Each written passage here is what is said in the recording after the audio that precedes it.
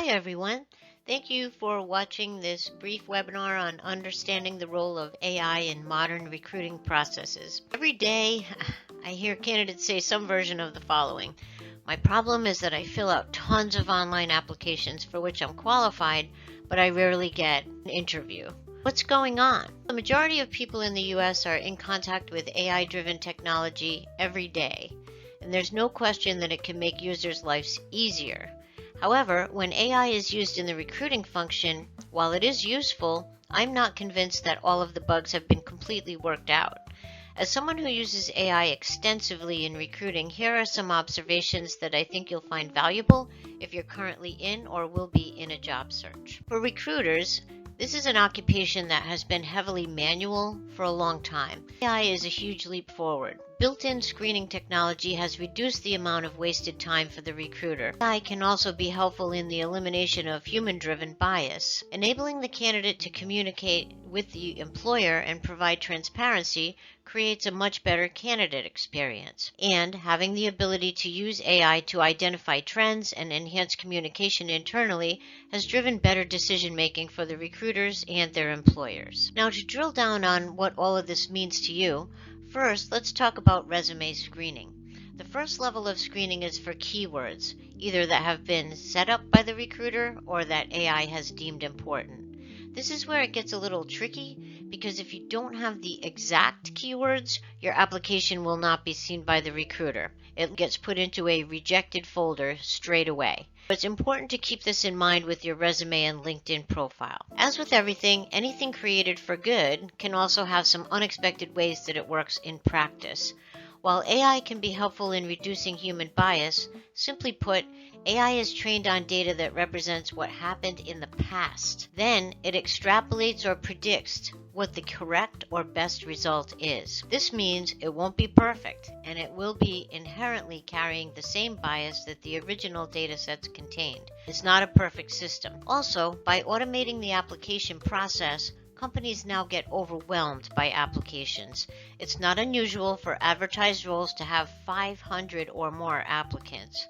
And once your resume gets routed initially to that rejected folder, most recruiters have little time to mine that folder for a possible gold nugget. You'll want to focus on the fit between your resume and social media and the roles that you're targeting.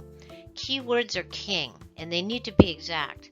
Not all programs do a good job of recognizing synonyms. Next, you get to control what information you present on your resume. Stick with your value propositions and don't inadvertently hand over information that they don't have a right to ask. For example, don't go back more than 20 years on your experience, if that, in your job history. Don't volunteer your college graduation year. Both of those would be revealing your age potentially. Keep in mind that when you do a video interview, the employer may very well be analyzing your body language. I had an aerospace client that only did recorded video interviews, and then they ran those videos through an AI body language analyzer to get a computer-generated report on how truthful they were, their general level of self-confidence, and other personality aspects. Now, I'm not a body language analyst, but I feel there are so many reasons why someone would touch their nose or seem nervous or shift their eye focus. Anything can influence that. This one's a little bit tougher to counter, although knowledge is power. Make sure there's no distractions while you're doing your video. Be aware of your body movements. Stay focused on your task. If there's a trial run available with that software, do that. Finally, it's okay to reach out directly to the employer to follow up on your application and/or network with them.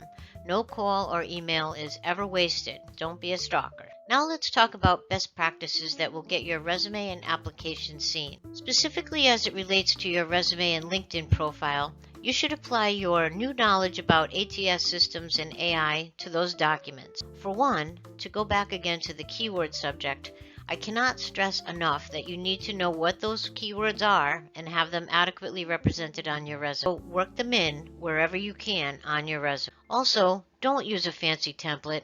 Stick with something simple and easy to read by both humans and software applications.